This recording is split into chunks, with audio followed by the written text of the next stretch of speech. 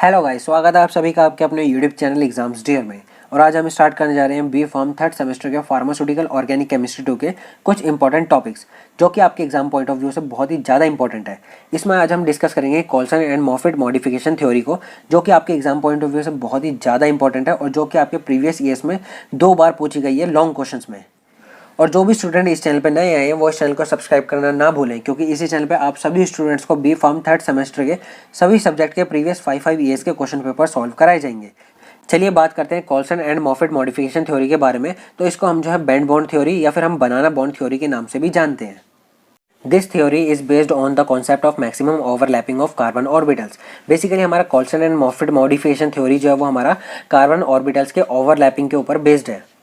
It is also called banana bond theory because bond is look like banana shape. Basically इसको जो हम बनाना bond theory भी कहते हैं, क्योंकि इसमें जो हमारा बॉन्ड जो होते हैं वो हमारा बनाना शेप से रिसेंबल करते हैं, तो इस वजह से हम जो है इसको बनाना बॉन्ड थ्योरी के नाम से भी जानते हैं। This theory also explain the stability of cycloalkenes. और ये थ्योरी जो है वो हमारे स्टेबिलिटी के बारे में भी एक्सप्लेन करती है, मतलब हमारा साइक्लोएल्केन्स जो है उनकी स्टेबिलिटी के बारे में भी एक्सप्लेन करती है। It is based on that greater the overlapping of atomic orbitals stronger is the bond. अब ये थ्योरी क्या कह रही है कि हमारा जितना ज़्यादा ओवरलैपिंग होगी एटॉमिक ऑर्बिटल्स की, उतना ही ज़्यादा हमारा बॉन्ड जो है वो हमारा स्ट्रॉन्ग होगा।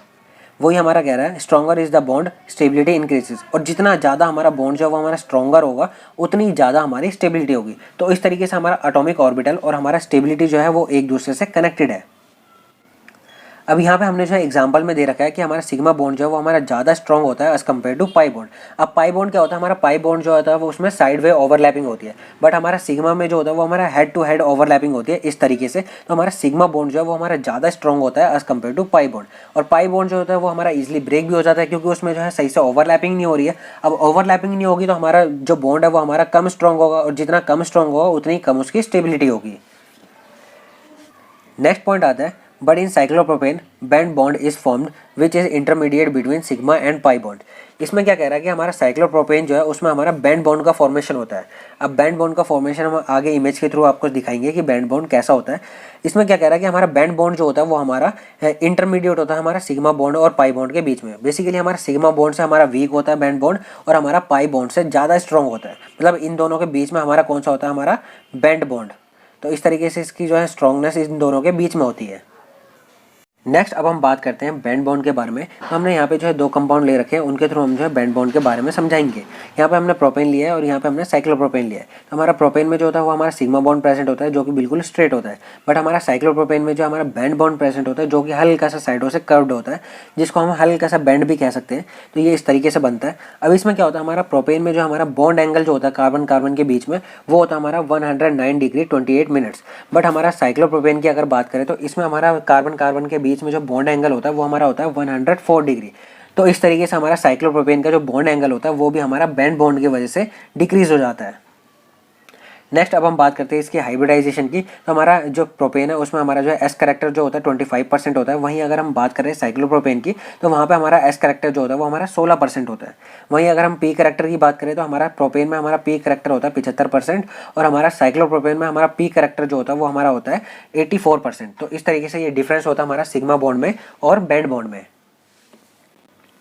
नेक्स्ट पॉइंट आता है due to formation of bent bond cyclopropane carbon carbon bond weaker than normal carbon carbon sigma bond. अभी क्या हो रहा है कि यहाँ पे हमारा जो साइक्लोप्रोपेन में जो हमारा बैंड बॉन्ड प्रेजेंट होता है, अब ये बैंड बॉन्ड की वजह से हमारा जो कार्बन कार्बन बॉन्ड जो है वो हमारा स्लाइटली वीक हो जाता है। हमारा ये जो हमारा सिग्मा बॉन्ड से ज़्यादा वीक हो जाता है। Due to weaker bond cyclopropane is unstable and it give ring opening reactions.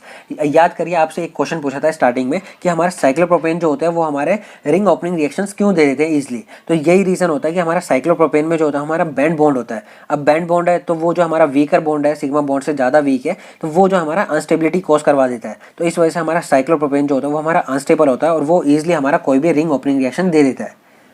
Next point आता है in cyclopropane carbon carbon bond angle is decrease slightly from 109 degree 28 minutes to 104 degree. वही हमारा बता रखा है कि हमारा प्रोपेन में हमारा जो है 109 डिग्री 28 मिनट्स हमारा कार्बन कार्बन बॉन्ड एंगल है। बट वही अगर हम बात करें बैंड बॉन्ड की जो कि हमारा साइक्लोप्रोपेन में है, तो वहाँ पे हमारा जो कार्बन कार्बन बॉन्ड एंगल जो है वो हमारा डिक्रीज हो गया है। यहाँ पे हमारा बॉन्ड एंगल जो है वो हमारा 104 डिग्री हो चुका है। नेक्स्ट पॉइंट आता है this decrease in overlap result in weakening of bond and therefore partially explain the instability of cyclopropane.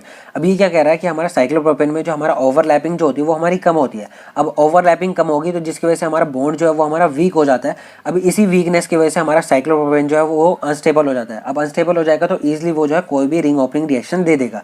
तो यही रीजन होता है कि हमारा साइक्लोप्रोपेन जो है वो हमारा ईजिली किसी भी तरीके की रिंग ओपनिंग रिएक्शन दे देता है। नेक्स्ट पॉइंट आता है bent bond is formed in cyclopropane due to their less angle. अब हमारा ये पॉइंट क्या कह रहा है कि हमारा साइक्लोप्रोपेन में जो हमारा एंगल जो है वो हमारा कम है, जिसकी वजह से वहाँ पे बैंड बॉन्ड का फॉर्मेशन हो रहा है। नेक्स्ट पॉइंट आता है cyclobutane is more stable then cyclopropane but less than cyclopentane. वही हमारा बता रखा है कि हमारा साइक्लोब्यूटेन जो है वो हमारा साइक्लोप्रोपेन से ज़्यादा स्टेबल है बट हमारा साइक्लोपेंटेन से कम स्टेबल है। तो इस तरीके से हमारा ये जो है स्टेबिलिटी ऑर्डर इन्होंने बताया था। तो इसी के साथ हमारी कॉल्सन एंड मॉफेट मॉडिफिकेशन थ्योरी जो वो हमारी कंप्लीट हो चुकी है। तो उम्मीद है गाइस आपको ये बहुत अच्छे से समझ आ गई होगी। अगर आपको अभी भी इसमें कोई डाउट है तो आप इजीली हमसे कमेंट सेक्शन में कमेंट करके पूछ सकते हैं। और जो भी स्टूडेंट इस चैनल पे नए आए हैं वो इस चैनल को सब्सक्राइब करना ना भूलें, क्योंकि इसी चैनल पे आप सभी स्टूडेंट्स को बी फॉर्म थर्ड सेमेस्टर के सभी सब्जेक्ट के क्वेश्चन पेपर सॉल्व कराए जाएंगे।